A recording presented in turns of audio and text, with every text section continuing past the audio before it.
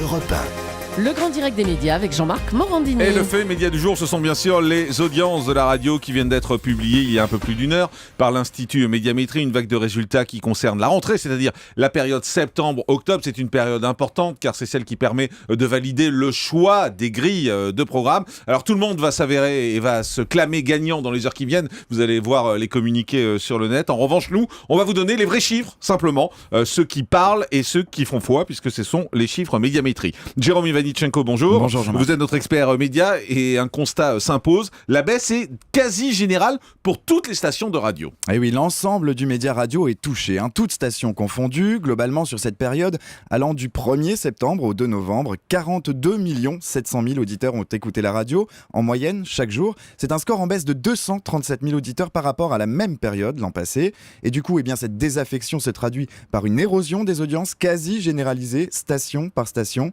On assiste à un tassement dans le classement des radios les plus écoutées de France et à un regroupement en tête.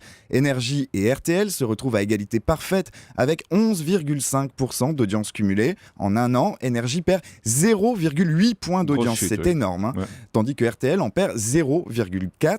À la troisième place, on retrouve France Inter qui est la seule des radios du top 5 à gagner des auditeurs avec une légère hausse de 0,1 point à 10% pile poil d'audience cumulée. Au pied du podium, Europe 1 résiste bien, perdant seulement 0,2 points en un an avec 9% d'audience cumulée. Et derrière, RMC et France Info sont à égalité à 7,8% d'audience cumulée en baisse de 0,3 et 0,4 points. C'est donc la soupe à la grimace un peu partout ce matin. Ouais, un peu partout. Et RMC, c'est vrai que c'est assez surprenant parce que la station a grimpé depuis plus longtemps. Et cette fois, ils sont à 7,8 points, donc en baisse. Et ce qui est une petite surprise du côté de RMC. Alors, comment peut-on expliquer ces résultats en baisse ? Cette tendance à la baisse, si elle est globale, n'est pas nouvelle pour autant. Elle avait déjà été amorcée sur les premières vagues de résultats de l'année 2014 et elle se confirme aujourd'hui. Plusieurs explications sont possibles. D'abord, un effet climatique avec un été qui s'est prolongé un peu plus longtemps qu'à l'accoutumée, qui n'incitait pas forcément les auditeurs à rester chez eux et à allumer la radio. Et puis, il y a une raison conjoncturelle liée à une actualité pas franchement riante ces derniers mois. L'appétit des auditeurs pour l'information se tasse et ceux qui continuent à être intéressés par l'actualité ont peut-être aussi modifié leurs usages. C'est très difficile à quantifier, mais on peut imaginer sans mal que les chaînes d'information en continu comme BFM TV ou iTélé font de la concurrence désormais aux radios. Certes, ce sont des chaînes de télévision, mais ce sont aussi des chaînes qu'on peut écouter en faisant autre chose sans être obligé de les regarder. Alors, la nouveauté qui ressort tout de même de cette étude Médiamétrie, c'est que ces différents facteurs faisaient jusqu'à maintenant plus de tort aux stations qui ont l'information inscrite dans leur ADN, les radios généralistes. On constate aujourd'hui, notamment avec la chute fracassante de Énergie, qu'ils touchent aussi désormais les stations musicales. Et France Info qui baisse également beaucoup dans le sondage qui vient d'être publié. Ces résultats devraient donc avoir des effets sur les grilles de programme. Et oui, la prochaine vague d'audience tombera mi-janvier. Les délais sont donc très courts pour tirer les enseignements de ces audiences et surtout pour ajuster ou réajuster les grilles.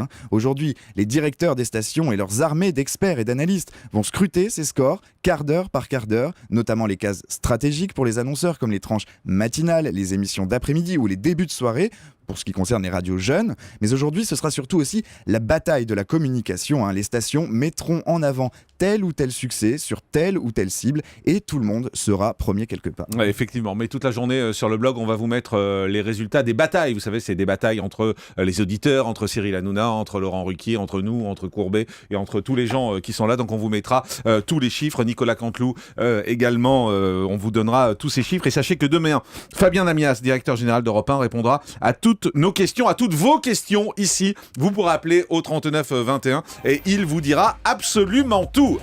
Le grand direct des médias, Jean-Marc Morandini.